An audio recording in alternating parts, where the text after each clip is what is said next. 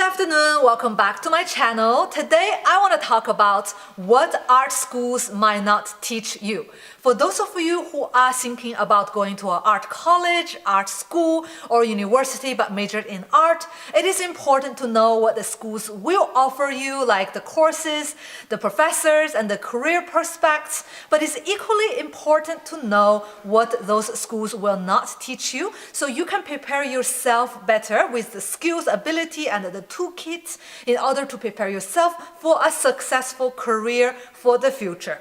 The first thing that art school might not teach you is business. Of course, you may say art schools are art schools, they're not business schools. Nobody expects you to be taught business at art schools. Yes, that's true that if the art schools can teach you art, that's already very good. You get what you come for, that's fair enough. However, if you want to be a successful artist, running your own company, having a successful art venture, it's very important to know some business basics, business principles. If not, you can get into serious trouble. For example, one of the most successful performing artist, actress in China, whose name is Fan Bingbing, she got into serious trouble. She lost everything. She ruined her career and the career of many other people around her because of the tax evasion. And of course, she has done it wrong and it was illegal to do that. And if she had had any business education, then she would not have done this same mistake.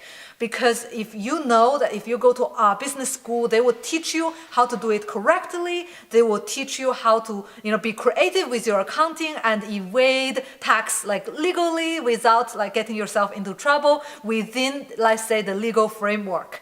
So again, if you want to run your own company in art, working in the art field, but having your own business, then make sure you educate yourself with some business rules. Maybe you go to business school, take a course in business, or having a business mentor. All of these things will help you.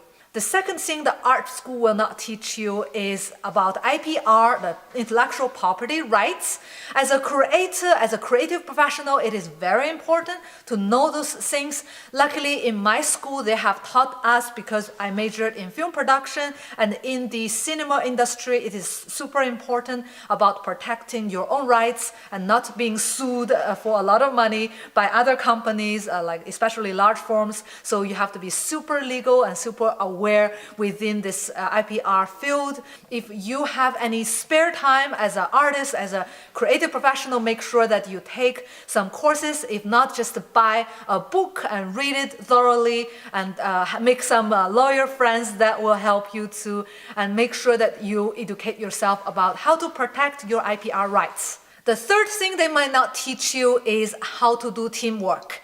And when I went to business school, I realized how important is teamwork. I had a project as a startup, and my professor directly said, if you are alone in this project, I will not mentor your project. I will not encourage you to pursue this project because, for any business, the two most important things, capital and team. And team is very important. You cannot do it alone. And that was the aha moment. I realized that in art schools, nobody taught us how to work in teams because artists will sign their name as artists alone, they get evaluated alone, they do their graduation project, writing their thesis alone, and the collaboration is even considered as kind of cheating, you do half the work as everyone else if you have a partner in your project.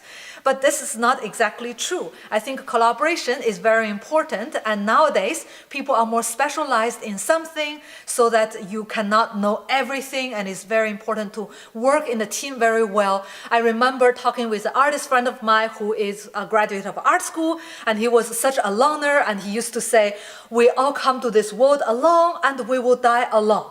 And I was like, wait a second. You came to the world with your twin brother, you're not alone. And he was like, anyway, we all come to this world alone. For me, it's not about the fact that you came to the world alone or you do the work alone or not. Teamwork, it is a spirit, it is a mentality. A lot of times other people work on your project, work towards your goals, and as an artist, you can still feel that you are doing the work alone, but it's not necessarily true. Your assistant is working with you, your gallerists, museum curators, everybody is working on your career, and still if you have this I work alone kind of attitude, it will make you incredibly hard to work with and make you have a very restricted, let's say, career options. The last thing art school might not teach you is discipline, how to manage yourself and how to manage your time. Besides art school, I had another choice when I was going to college. I could go to military academy as well, but I didn't because I don't like to be constrained so much. I want my liberty and expression and freedom.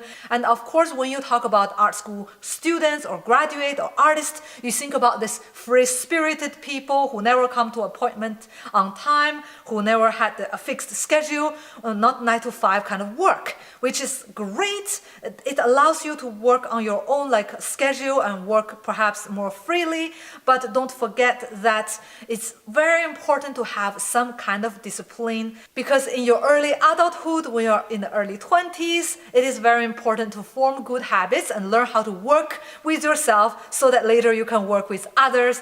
It's very crucial to form those good habits and learn how to constrain yourself and say no to the bad influence and work towards your goals with focus, and do not be self-indulged or self-consumed. Okay, perhaps that's going too far. Depending on the school of your choice, the major of your choice, if you study design, film production, or fine art, it can be very, very different what you might not study and what you might miss in terms of this knowledge, coverage. So make sure that you tick all the boxes as much as possible and learn as many skills as possible to prepare for your future for a successful career. That's all for today. Thank you very much for listening to me. See you in the next video.